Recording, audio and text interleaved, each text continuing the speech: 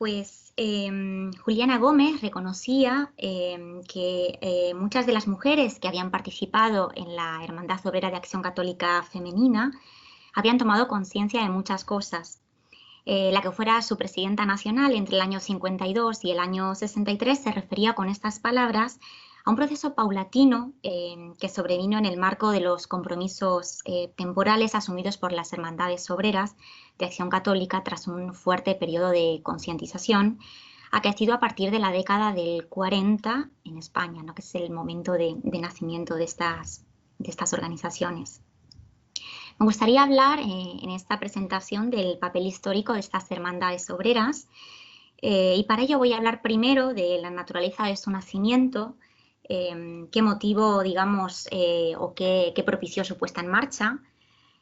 cuáles un poco fueron los discursos y representaciones, ¿no? Que estuvieron presentes en su nacimiento,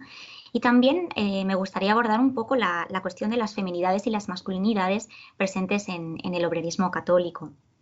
Más adelante voy a entrar en la importancia de los métodos formativos que asumieron estas organizaciones y en el papel que jugaron los conversos y las conversas al interior de estos movimientos. Es a través de este relato en el cual entendemos qué factores motivaron su participación después en la conflictividad social del franquismo desde una mirada desde abajo, ¿no? Y esta es su historia. Durante los últimos años, un número importante de investigadores e investigadoras ha comenzado a profundizar en las actitudes sociales de distintos colectivos desde el enfoque de la History from Below,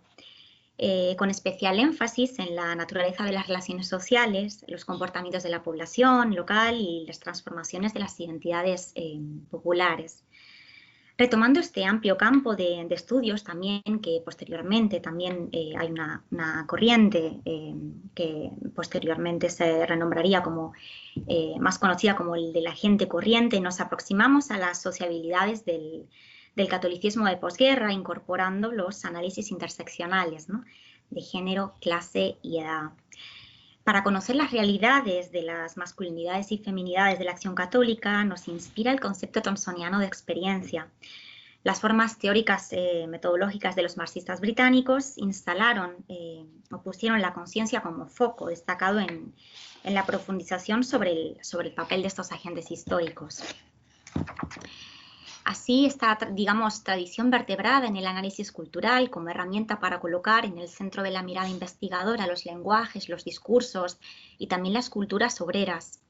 Y de esta forma, esta perspectiva nos permite indagar en las lógicas sociales de ciertas comunidades y también en los sistemas de creencias que continuaron vigentes durante la posguerra al interior de estas.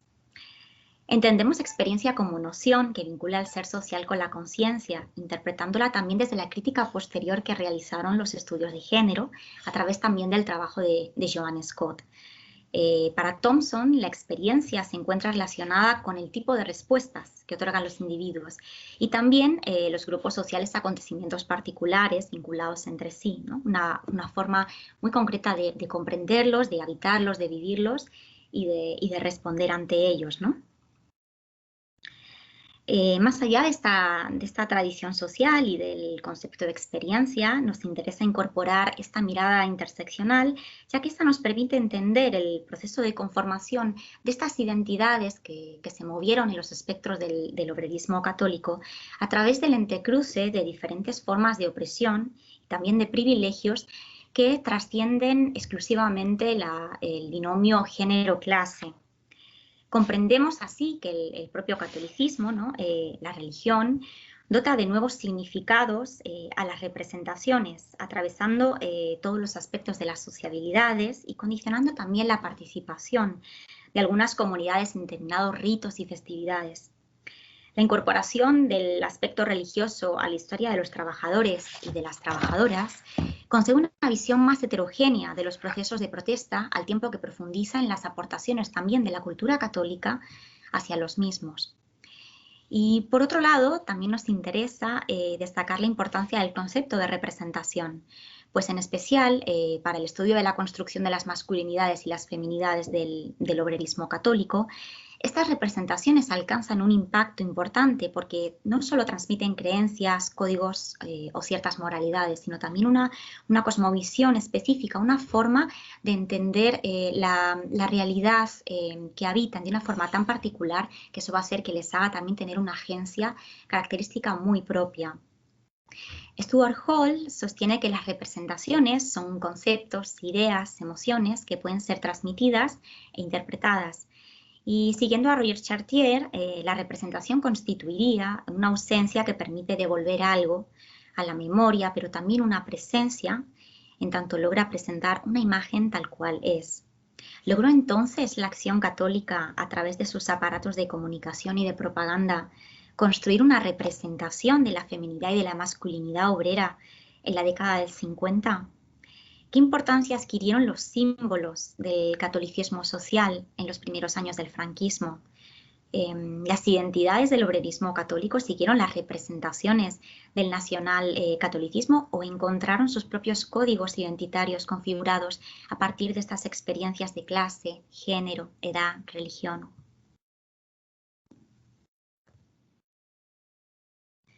Ahora que hemos introducido qué conceptos teóricos o qué marcos nos sirven para abordar esta historia de las hermandades obreras de Acción Católica durante el franquismo, me gustaría ver un poco brevemente el contexto histórico, ¿no?, particular en el que dieron la luz allá por 1946.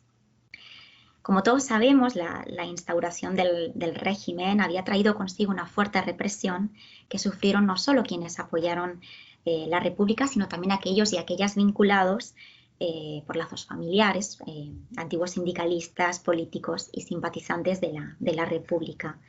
El 9 de febrero del 39 se había promulgado la Ley de Responsabilidades Políticas, la cual garantizaría la deshumanización de todas las víctimas, desprovistas entonces de su identidad política. La instauración del régimen, la propagación de la cultura de la victoria y las manifestaciones políticas del credo católico pusieron de manifiesto en la temprana posguerra diferentes tensiones sociales derivadas de las políticas autárquicas y del disciplinamiento y control social. A mediados de los años 40, la Acción Católica Española reimpulsaba su influencia en los mundos del trabajo con la creación de 4 movimientos obreros llamados de especialización, al calor de una nueva ola del catolicismo social y en el marco de un régimen que condenaba cualquier forma de asociacionismo y expresión de las libertades básicas. Así que, por esta razón, estas hermandades vieron la luz precisamente como movimientos de especialización y no tanto como obras mutuales o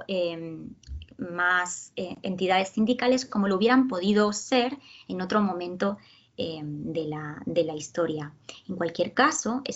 en estas sociabilidades, las identidades obreras, ya tuvieran una identificación con el catolicismo previa o no, vieron una oportunidad de participación ante la ilegalidad de partidos, de sindicatos y de asociaciones. En los años 40, la Acción Católica Española reconocía el fracaso histórico del catolicismo para lograr su permeabilidad en ciertos sectores, entre ellos los sectores más obreros vinculados a la sociedad, ¿no?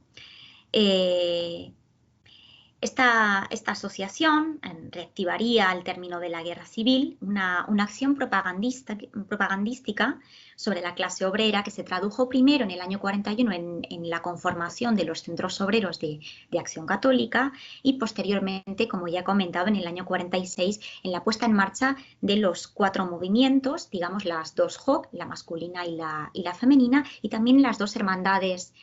adultas, que va a ser a las que yo me refiero particularmente, también la rama masculina y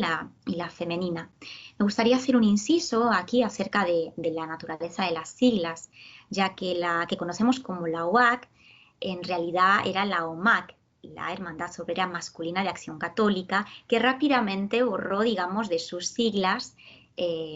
la M. Y la que conocemos como OAC femenina nació primeramente como OFAC, Hermandad Obrera Femenina de Acción Católica, y trasladó la F al final para acompasarse, digamos, a ese proceso, ¿no?, que había iniciado la OAC. En cualquier caso, durante este periodo al que yo me voy a referir, que es el de los años 50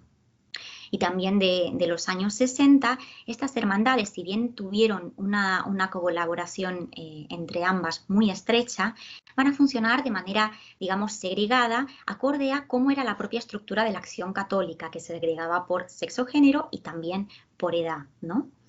En cualquier caso, como todos sabemos, a finales de los años 60, las hermandades se van a fusionar, o más bien gran parte de las mujeres que militaban en la UAC femenina lo van a ser dentro de la UAC, que a partir de entonces va a ser mixta, y la UAC femenina va a continuar ya en los 70 un recorrido muy, muy discreto, casi marginal, con muy poquita inserción en general en todo el territorio del país. Mientras que el desarrollo de la UAC femenina en los años 40 se detentó primero sobre, digamos, el liderazgo del movimiento de mujeres de la Acción Católica, Guillermo Rovirosa, que era un antiguo sindicalista reconvertido a católico y que entonces era vocal del movimiento de hombres de Acción Católica, fue designado, digamos, para expandir el movimiento de la UAC masculina. Si bien es cierto que estos centros obreros que estaban vinculados a la Acción Católica sirvieron un poco como catapulta para la expansión de estos movimientos, Guillermo Rovirosa y sus colaboradores más cercanos, entre los que podemos destacar el asesor y conciliario Tomás Malagón o el propio Julián Gómez del Castillo en la zona del Cantábrico, fueron realmente las personas, las identidades que consolidaron, digamos, la estructura de la UAC y además interpelaron a las esposas de los obreros, de tal forma que gran parte de lo que posteriormente fue la UAC femenina se nutrió también de esposas de militantes, ¿no? Rovirosa había señalado su convicción profunda de que el papel de las mujeres no debía ser, digamos, inferior al de los hombres, ni en cantidad ni en calidad. Y asimismo sostenía que las mujeres que se encontraban plenamente incorporadas al mundo laboral eran las más indicadas precisamente para rebelarse contra las injusticias sociales, ya que las sufrían, según él, igual que los hombres.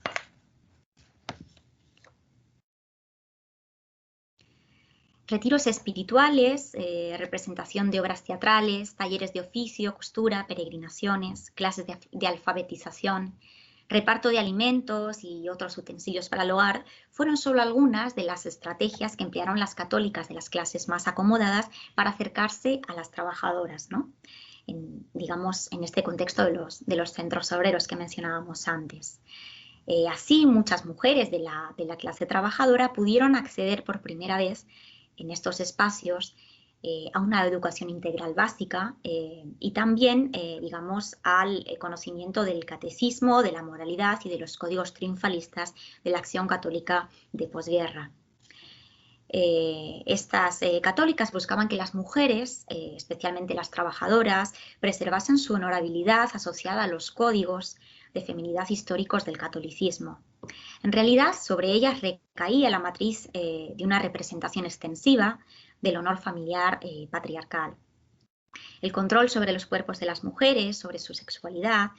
si bien no encontraba ahora un amparo legislativo en las políticas de género de la dictadura,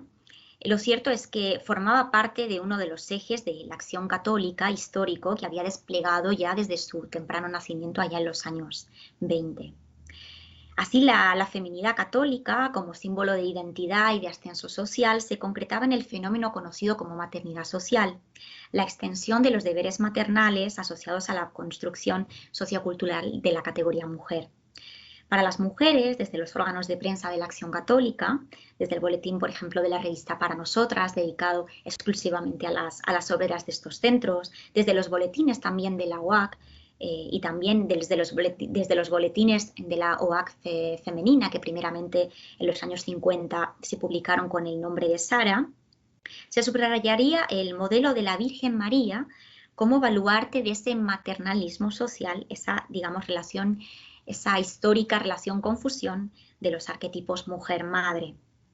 Por otro lado, el discurso católico diferenciaba a grandes rasgos el cabeza de familia o breadwinner, el varón que se encargaba del sustento económico familiar, ¿no? y lo diferenciaba del llamado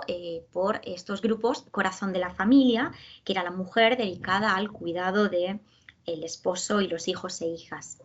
Estos arquetipos, matizables y cargados de ambigüedad en la práctica cotidiana, fueron los que predominaron durante estos años, de fines de los años 40 y principalmente durante hasta bien entrados los años 60, el imaginario de las representaciones de las feminidades y de las masculinidades obreras de Acción Católica. Tanto Rovirosa como Tomás Malagón, durante los primeros años, fueron partícipes de la unificación de ambos movimientos, ¿no? de ambas hermandades. Por esta razón, promovieron una colaboración estrecha entre hombres y mujeres para alentar noviazgos entre militantes, la presencia de matrimonios y la formación de equipos mixtos familiares durante este tiempo. La historia matrimonial de Rovirosa parecía influir en esta orientación, ya que su esposa, Catalina Canals Riera, que era de origen burgués y profesaba una religión mucho más piadosa, había acabado por ingresar en un convento para allanar el camino militante de su esposo. La dedicación exclusiva de Rovirosa a la expansión del apostolado obrero, ¿no? y la incompatibilidad de este, en cierta forma, con la vida matrimonial de ambos, pues parecieron ser los desencadenantes de la marcha de su esposa. Desde entonces se había intensificado la evangelización de las esposas de los afiliados a la UAC, y así se evitaba la resistencia de inconformismo de futuras catalinas frente a la tarea apostólica de sus compañeros.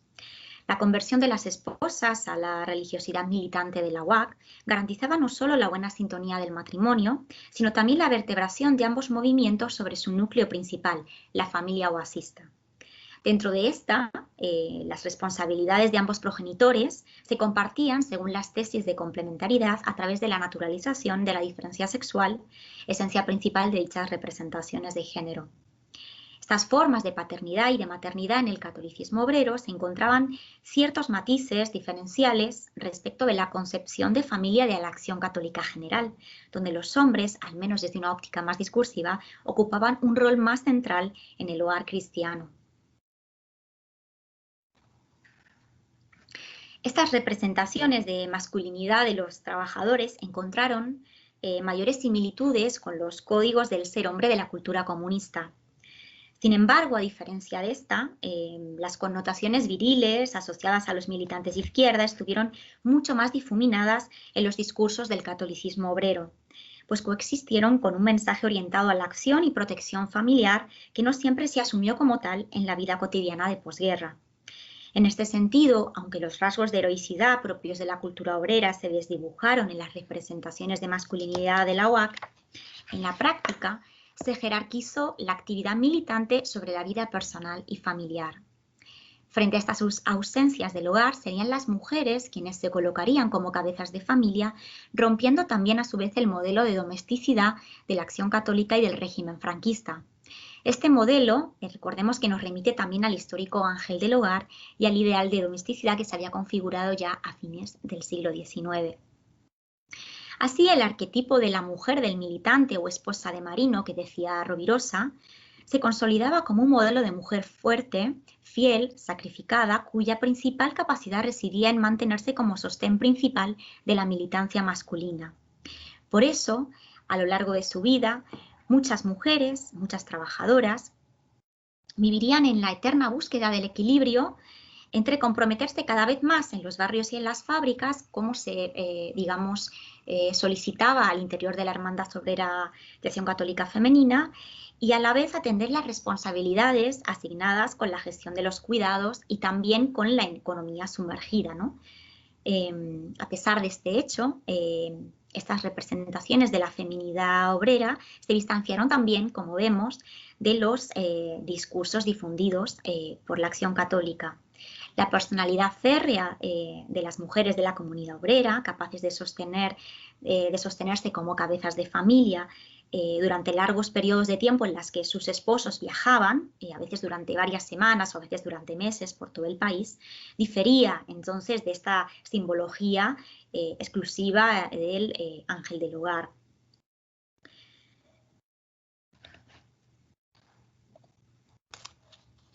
En estas ausencias de los hombres, algunos de los cuales eran liberados,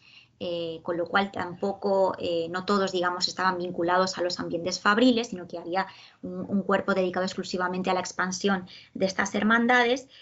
Pues nos vamos a encontrar que el prototipo de masculinidad que van, digamos, a incorporar es el que a mí se me ocurrió llamar como Ulises, ¿no? Que es un arquetipo eso, que coloca prioritaria su responsabilidad en el apostolado obrero bajo el lema de la OAC que decía: la tarea apostólica es lo primero. Las fuentes orales confirman de alguna forma esta suplencia de las ausencias varoniles en la agencia desplegada por las mujeres. El militante cordobés Francisco Povedano mantuvo que fueron las esposas de los obreros quienes concedieron más tiempo a la acción familiar dentro del catolicismo obrero. Povedano recordó que la labor de retaguardia de su esposa, que tuvo que renunciar también a sus actividades militantes, primero en la JOC y después en la OAC femenina,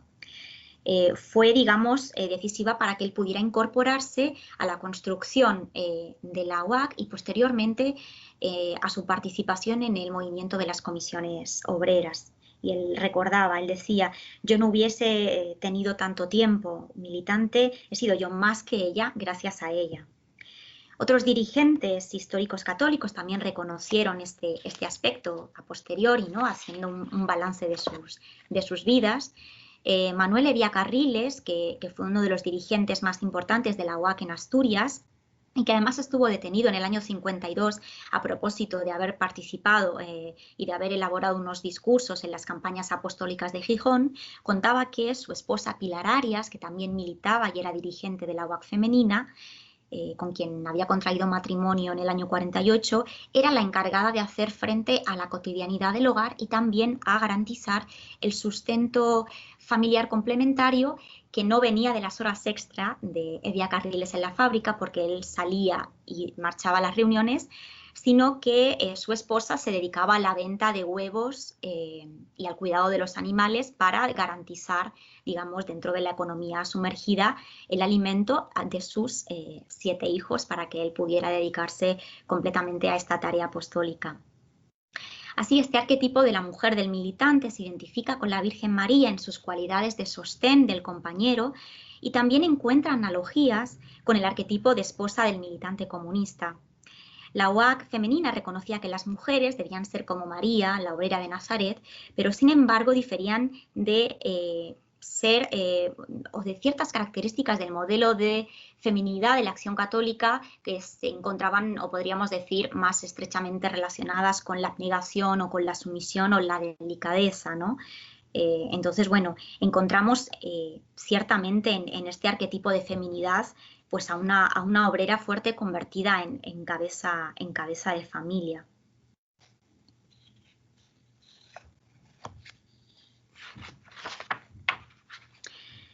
En este punto me gustaría hacer una pequeña reflexión, que después lo podemos también ver en el debate, acerca de las fuentes empleadas en estas investigaciones.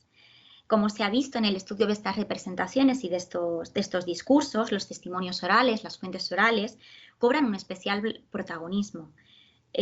incluso mayor que las fuentes primarias donde podríamos analizar dichos discursos, ¿no? Como pueden ser los boletines de las organizaciones, cartas, documentación interna, circulares, ¿no? de estos movimientos, ¿no? De los cuales se ha conservado una increíble documentación, ¿no? Las fuentes orales y más concretamente las posibilidades de interpretación que posibilitan las historias de vida nos permiten arrojar luz sobre dimensiones que de otro modo permanecerían en la sombra. Los relatos de la memoria se encuentran fuertemente permeados por la compostura o autocensura que guardan los sujetos respecto de la sociedad de su tiempo, en un intento por adaptar sus recuerdos alterizantes a los códigos de aceptabilidad de las mayorías sociales. Las memorias nos permiten adentrarnos profundamente en realidades contrapuestas o lejanas a las voces oficiales, realidades subalternas que han quedado en cierta forma separadas de las narrativas históricas, validadas desde los poderes religiosos o políticos. La principal virtud de estas radica en que son miradas que abren un camino de conocimiento enriquecido por la pluralidad de actitudes que coexisten en el tiempo. Recordar es un proceso cargado de significado, tanto para aquellas memorias individuales como para las colectivas. Según Hallward, se producen procesos de memorización y formas de generar recuerdos al interior de cada grupo social que los diferencian, ¿no?, a unos de otros a través de los que llamamos los marcos sociales de la memoria, ¿no?, que es el lugar donde situamos las relaciones de parentesco o los diferentes sistemas de clasificación social sobre las diferencias de género, clase, raza, etnia o religión. En esta línea comprendo que con todas las particularidades que todos sabemos que el trabajo con fuentes orales ofrece y que extraordinariamente nos ha indicado Miren Jona en sus trabajos metodológicos, en mi experiencia como investigadora, digamos que he constatado que las vivencias de las obreras difieren en cierta forma, ¿no?, de estas representaciones y de estos discursos que podemos ver cuando consultamos, ¿no?, las fuentes escritas. Y es a través también de esta mirada y también del enfoque de la History from Below, desde abajo, en el relato de esas memorias, donde encuentro una riqueza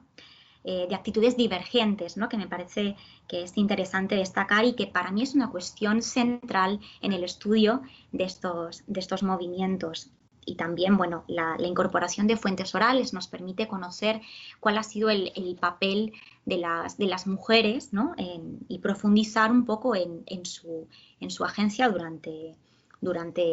este periodo. Ahora me gustaría hablar un poco de la cultura obrera católica,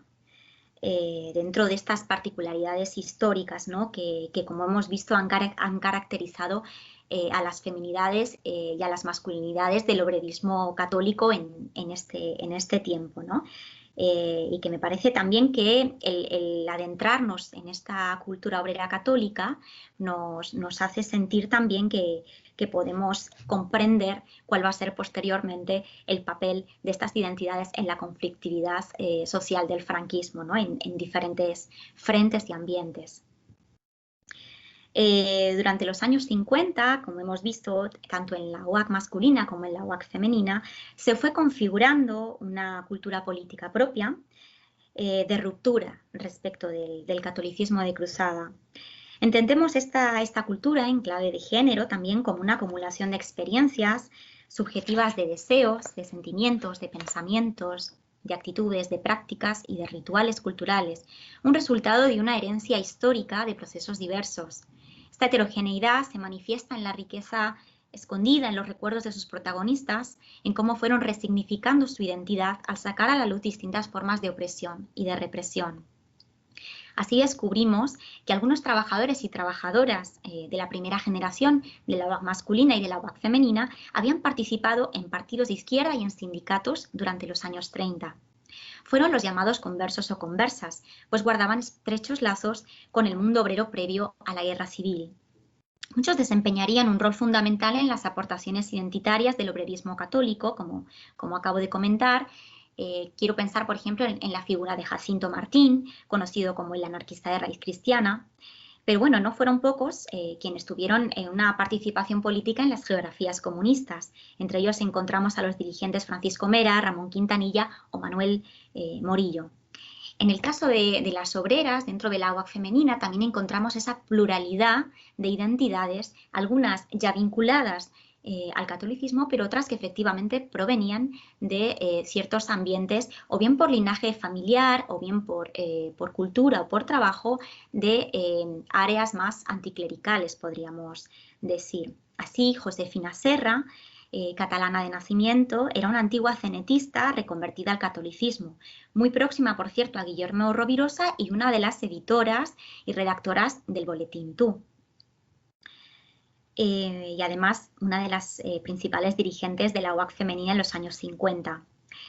Miguel Abrumós, por ejemplo, nacida en un pueblo de Teruel en el año 1915, había ingresado en la UAC femenina de Reus en el año 52, encontrándose, según apuntó con posterioridad la Comisión Nacional, con una iglesia que no conocía. En su adolescencia, tras participar del ambiente anticlerical dentro de la fábrica, Brumós se fue alejando de la religión y mantuvo una actitud más bien situada entre la reserva y la hostilidad frente a esta. Cuando decide incorporarse a la Iglesia, fue acusada de hacerse cristiana por conveniencia. Así pues, encontramos que una parte de la impronta más obrera de estos movimientos viene también por la influencia que estas identidades, que estas personas pudieron también imprimir al interior de estos movimientos, ¿no? También esto lo vamos a ver muy claro en, digamos, lo que fue especialmente en los primeros años, hasta su primera censura en el año 51, el Boletín Tú, que contaba con una importante difusión entre la clase obrera, ya que además al evitar, digamos, al ser un aparato o una publicación perteneciente a la Acción Católica, evitaba la censura previa del régimen, ¿no? Desde sus primeros números utilizaba sus páginas como altavoz de protesta social, aunque sin condenar directamente la política y el control represivo del régimen. Así se vertían críticas, por ejemplo, contra el alza del coste de vida, los escasos salarios, las malas condiciones de vida de la clase trabajadora o la corrupción de los estamentos relacionados con el racionamiento.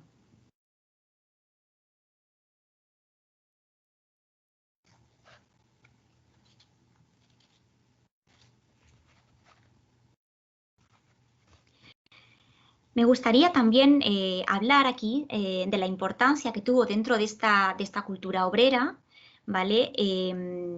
Los métodos formativos, ¿no? y ese despertar de la conciencia obrera católica hacia el compromiso temporal, que es particularmente conocido después dentro de la conflictividad social, porque precisamente estas identidades de la UAC masculina y de la UAC femenina van a desplegar este compromiso temporal en los barrios a través del asociacionismo vecinal, en la formación de sindicatos clandestinos o de plataformas más políticas, y algunos incluso van después a militar en partidos en ese momento clandestinos de la izquierda. Así, lo que estamos viendo, previo a llegar a ese proceso, es que tempranamente dentro de estos movimientos existen diferentes estrategias, especialmente que vienen a raíz de la impronta que marcan Rovirosa y esa primera generación de militantes, de construir una verdadera escuela de formación obrera. Aquí los trabajadores y las trabajadoras van a aprender a formular estas experiencias de vida con el método de la encuesta del ver, juzgar y actuar, que venía de la JOC belga y que consiste en observar de una manera crítica el entorno próximo de vida de estas militancias.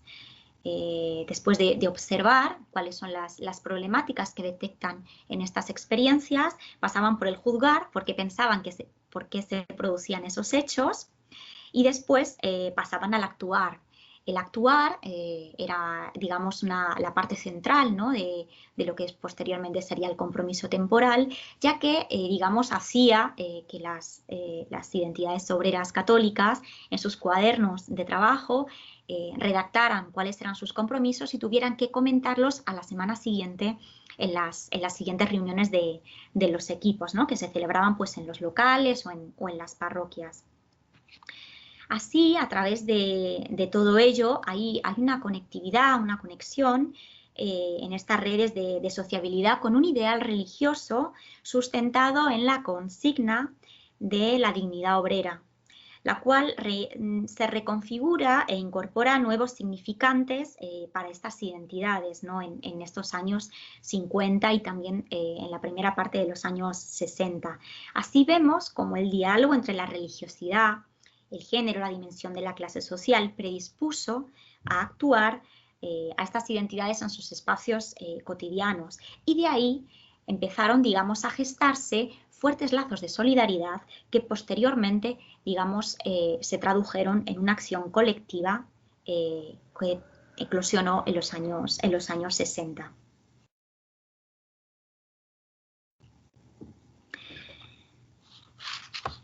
Las trabajadoras configurarían su identidad en los significantes del concepto de obrera o de trabajadora, pero tomando este como un sentido de pertenencia generalizado basado en la solidaridad. Como recordaba una militante de Bilbao, ella decía, a mí la clase obrera me lo ha dado todo, ¿no? Decía la UAC femenina en sus boletines, ser obrera no es solo trabajar, es una manera de ser, con una mentalidad propia, con unas posibilidades concretas y con unas limitaciones precisas. Así nos encontramos que también en ocasiones antes de su afiliación a la UAC femenina, muchas mujeres y también muchos hombres ya sentían esta pertenencia de clase por sus vivencias personales en su temprana infancia, por la explotación que vivían en las fábricas y también por las limitaciones económicas de las familias, ¿no?, de las que formaban parte. Como recordaba esta militante de Sestao, he vivido en un barrio obrero, todo de fábricas, todo de obrero, mis hermanos, mi padre, mi madre, la pobre, pues eso, con muchos hijos, muchas cosas. Así que, para estas hermandades, esta conciencia del ser obreras y del ser obreros aunaba el ideal de dignidad obrero con la religiosidad católica, ¿no? Una religiosidad influenciada por este ideal influenciado por el ver, juzgar y actuar. Hay autores que dicen también que esta premisa de la dignidad obrera podría sustituir al orgullo de clase, ¿no?, asociado tradicionalmente con los movimientos y organizaciones políticas de las primeras décadas del siglo, ¿no? Por lo tanto, también siguiendo a Jessica Blanco, podemos apuntar que estas identidades asumían, al menos en esta primera parte, un proceso de desproletarización de su subjetividad, pero asumían, por otro lado, este ideal de dignidad obrero que fue realmente el que les llevó a el compromiso temporal.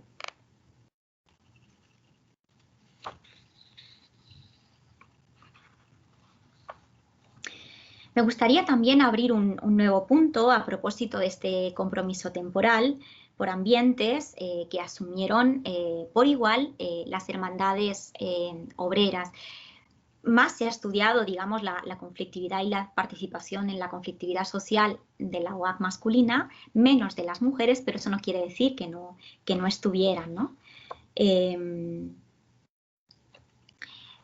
Entiendo, o me gustaría aclarar un poco cuando hablo de cuál es la agencia de estas identidades en un lugar. Comprendo por lugar no solo una dimensión o una geografía física, sino una construcción simbólica realmente de unas geografías que se resignifican precisamente a partir de la agencia social que despliegan estas identidades del obrerismo católico, ¿no? Ya en la década del 50, por meternos un poco más ahora en cuál ha sido todo este proceso de gestación del compromiso para llevarlo a la parte más de la movilización, bueno, todos sabemos que ya en la década del 50 se habían producido algunas huelgas y protestas en diferentes geografías territoriales muy diversas: Barcelona, el cinturón industrial del País Vasco, las minas asturianas, ¿no?, el paro de los tranvías del año 51. Bueno, en todas ellas van a estar presentes las identidades de la UAC femenina y de la UAC masculina.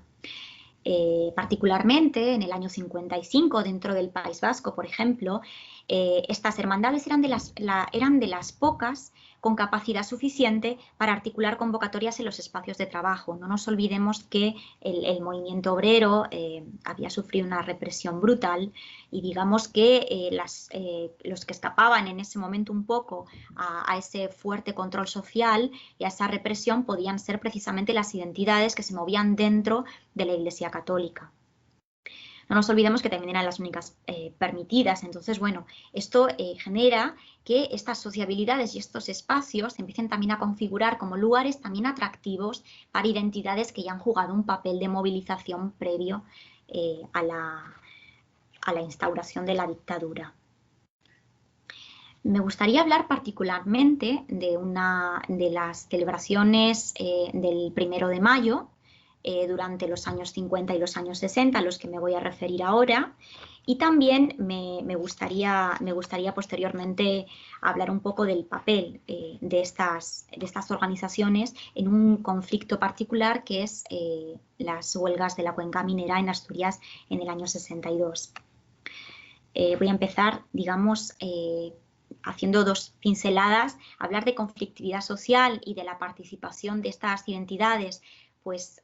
ya no solo en conflictos muy localizados en fábricas, sino en el nacimiento del movimiento de las comisiones obreras, de la Unión Sindical Obrera, de Uso, etcétera, es inmenso, como también lo es inmensa su participación en los movimientos barriales de diferentes geografías. Ahí la historia local,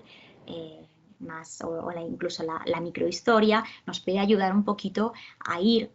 digamos, viendo y poniendo el foco, la lupa en un estudio un poco más pormenorizado. Si bien, como comento, todo ello es inmenso, ¿no? Y da para hacer muchísimas tesis doctorales, a mí me gustaría centrarme ahora, para cerrar, en lo que fue el 1 de mayo y lo que fueron las huelgas de la cuenca minera. Bueno, como sabéis, en el año 37 se había suprimido la celebración del 1 de mayo, y en el año 40 esta disposición fue ratificada, ¿no? Con una ordenanza, ¿no? Por miedo a que esta festividad, tan señalada para el movimiento obrero, se convirtiera en un acto de subversión contra el régimen. Unos años más tarde, en el año 56, la Iglesia en Roma organiza una concentración para rememorar este día, y a ella acuden representantes de los diferentes movimientos de la Acción Católica, entre ellos de las dos hermandades obreras y de las JOC.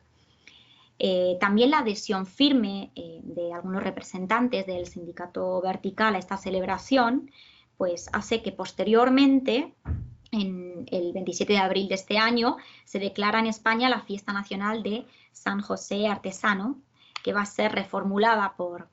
las especializaciones de Acción Católica como la fiesta de San José Obrero. A partir de entonces, a partir de este año 56, vamos a empezar a encontrar con que las JOC y también las hermandades adultas de Acción Católica van a empezar a organizar diferentes actividades, eventos e incluso discursos con motivo de este primero de mayo, ¿no? Y progresivamente este día vamos a ir viendo en distintas geografías, como va a ser un espacio precisamente, o más bien un lugar, donde empiece a florecer muy sutilmente al principio cierta oposición al régimen, ¿no? A partir del año 59, esta celebración o este día pierde, digamos, el matiz, o eso dice Berzal de la Rosa, su matiz antimarxista, y asume algunas características históricas de la festividad, desde la dimensión más simbólica y más ritual, ¿no? Un aspecto que aprovechan, digamos, las especializaciones de Acción Católica para reunirse en el campo, a veces acompañados de sus familias, preparan, como he dicho ya, actividades, celebran Eucaristías y aprovechan también para redactar volantes y hojas informativas acerca de los conflictos y de las situaciones que hay en algunas fábricas del país. Siempre citando a las encíclicas papales, ¿no? Las identidades obreras católicas van a reclamar mejoras en las estructuras sindicales y en las condiciones de vida de la clase trabajadora, ¿no? Van a difundir libros, van a difundir volantes, y es precisamente a través de esta circulación de publicaciones, ¿no? Que, como hemos recordado, estaban exentas de la censura, pues contribuyeron a que la jerarquía eclesial y que también la policía del régimen paulatinamente fueran empezando a vigilar y a intensificar el control sobre esta fiesta y sobre, digamos, el papel, digamos, de las hermandades obreras, ¿no? Más allá de este intento de represión, muchas de las identidades nos recuerdan, ¿no? Cuál fue la tensión que se marcó precisamente con los poderes políticos locales. Me gustaría compartir dos testimonios de dos mujeres a las que pude entrevistar en su momento mientras hacía la tesis de doctorado. Una es Merche Rodeño, que fue, digamos, dirigente y militante muy activo de la UAC de Bilbao en los años 50. Y otra es Aru Sivilla, que a finales de los años 50 comienza a integrar la UAC femenina en Oviedo. Ambas también estaban casadas con militantes de la UAC, concretamente Merche Rodeño con Valentín Gómez Lavín, que es un conocido también que participó en la huelga de bandas después, y bueno, el matrimonio fue de hecho deportado a Galicia, ¿no? Donde ya entrar en contacto con las vanguardias obreras. Me gustaría destacar estos testimonios, no los voy a leer, ¿no? Pero queda reflejado también que si bien las identidades obreras, las identidades del obrerismo católico no experimentaron la represión de la misma forma que sí que lo hicieron las identidades de las culturas comunistas, etcétera, no estuvieron exentos, digamos, de estas persecuciones, tanto por parte de la policía del régimen, incluso como por parte de la censura de las dirigencias eclesiales, ¿no? Con el correr de los años, el primero de mayo iría transformándose en un acto de oposición al régimen cada vez más firme, ¿no? Y en este sentido se fue articulando cada vez un clima de conflictividad social mayor en un contexto, ¿no?, de los años 60, con grandes transformaciones políticas, económicas, etcétera.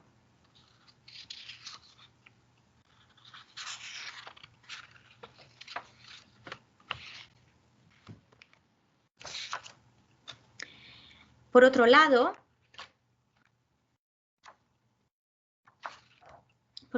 me gustaría hablar un poco de esas transformaciones económicas,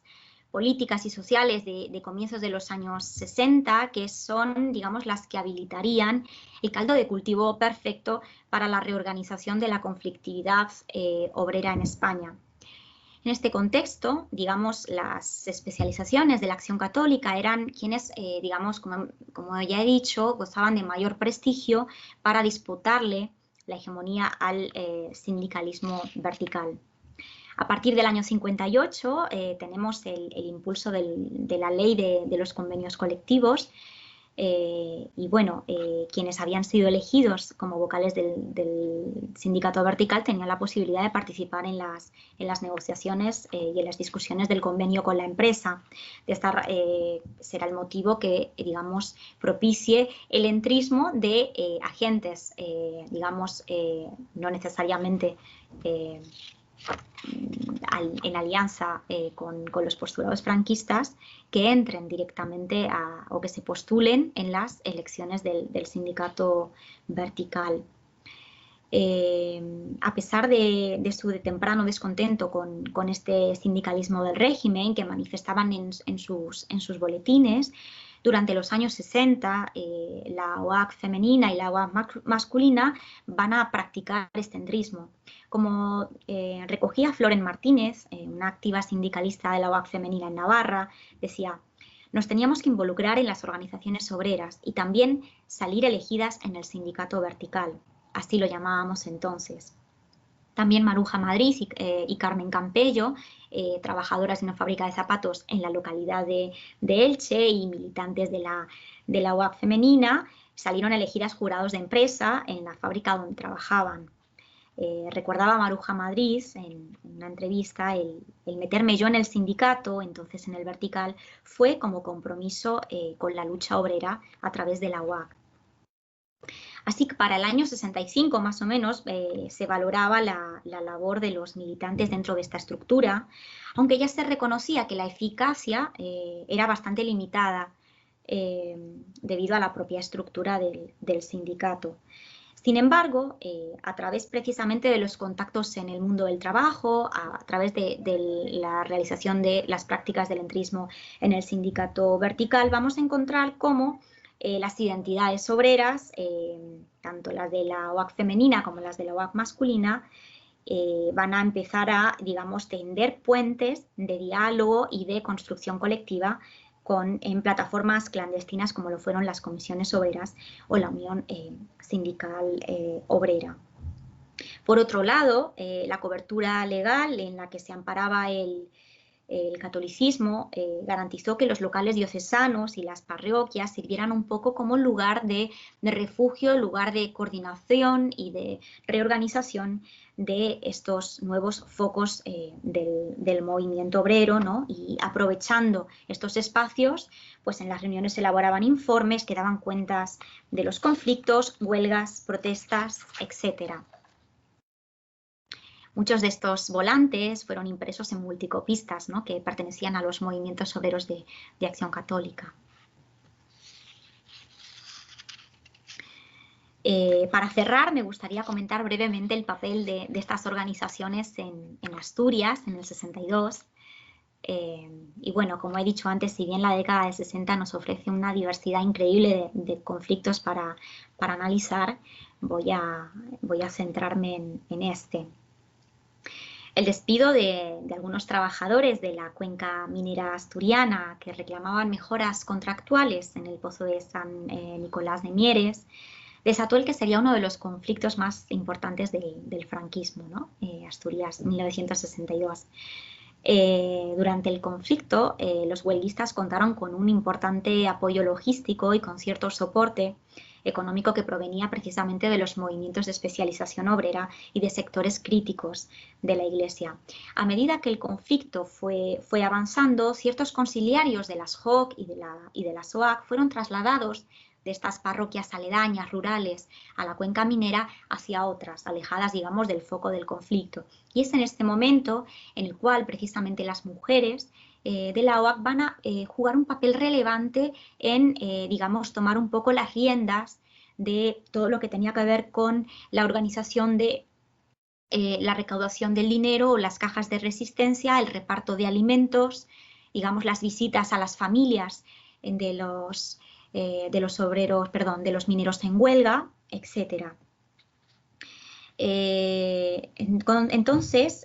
si bien encontramos con que las católicas y los católicos también en este momento no estaban, digamos, en primera línea del conflicto, no van a alcanzar ni mucho menos la proyección que alcanzaron los agentes o las identidades comunistas,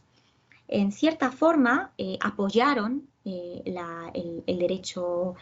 a la huelga y de alguna forma secundaron también esta. Apoyaron, como ya he dicho, también en la creación de, por ejemplo, comedores, la realización de ollas populares y también, como recordaba Merche Rodeño, especialmente en la recaudación del dinero y en las visitas posteriormente a los deportados. También una dirigente de Segovia, María Luz Galán, comenta que visitaron también posteriormente a las personas que fueron condenadas y deportadas y que utilizaron actividades cotidianas como los retiros espirituales y otras celebraciones religiosas como Eucaristías para recaudar dinero y de esta forma evitar sospechas entre la jerarquía eclesial o la policía del régimen. Leo el testimonio de María Luz Galán. Mira, cuando las deportaciones de Asturias y del País Vasco, que iba mucha gente deportada a la provincia, ¿quién iba a verlos y quién estaba al tanto? Cuando pedíamos para los mineros y hacíamos una hora santa para camuflar el que íbamos a hacer una colecta para ayudar a los mineros en huelga. Así, el 8 de mayo del 62, las comisiones nacionales de la SOAC y de las JOC emiten una declaración conjunta a favor de los intereses de los obreros asturianos, que fue interceptada por la policía y condenada por atacar las leyes fundamentales. En su declaración, los 4 movimientos de la especialización obrera decían que no podían permanecer al margen de las circunstancias que afectaban a la vida de los trabajadores y de la nación entera. Asimismo, solicitaban el derecho a un salario justo y pedían que los trabajadores participasen de manera más activa dentro de los organismos de la toma de decisiones de las empresas. Además, reclamaron el derecho de asociación y de huelga, de la que dijeron que no podía condenarse, marcando un punto de inflexión, así con esta declaración, respecto de la línea que había mantenido el sindicalismo católico anterior a la guerra civil. Así, como vemos, es un ejemplo más de la intensa conflictividad en la que participaron, ¿no? estas identidades. Es muy interesante también de analizar, pero ya por tiempo no me daba para incluirlo, el papel de la UAC y de la UAC femenina en la huelga de bandas, en la que, por cierto, la presidenta de la UAC femenina, Lola Arzuaga, en los cestos que ella portaba cuando iba al mercado, y donde llevaba huevos y llevaba pollo, llevaba la propaganda para intercambiar con otras mujeres en el mercado, ¿no? Entonces, bueno, son solo algunas de las pinceladas del papel histórico que desplegaron estas identidades también en las geografías, digamos, de las fábricas, en las minas y también en los barrios, porque no nos olvidemos que también las primeras asociaciones de cabezas de familia que nacen ya en esta década del 60, pues son la semilla de lo que posteriormente digamos, desarrollarían como las asociaciones de vecinos, ¿no? Así que en todo ello las identidades de obreras de Acción Católica estuvieron presentes y bueno, sobre todo comprender, ¿no?, que lo que mueve esta participación y esta movilización social es su compromiso temporal, que viene de asumir estos métodos formativos, que viene de asumir esta herencia con la primera generación de las militancias, de esos conversos y conversas, y con la importancia de esa cultura obrera católica en los años 50, que está ya muy consolidada. Y bueno, particularmente también decir que me ha interesado también entrar en lo que son la exploración de los discursos y de las representaciones de estas feminidades y masculinidades, que probablemente es una de los puntos menos abordados cuando se investiga, ¿no?, sobre estas cuestiones, ¿no? Entonces, bueno, espero que haya podido ser de utilidad y de interés. Y bueno, ahora agradeceros nuevamente la posibilidad de estar hoy aquí con vosotros y con vosotras.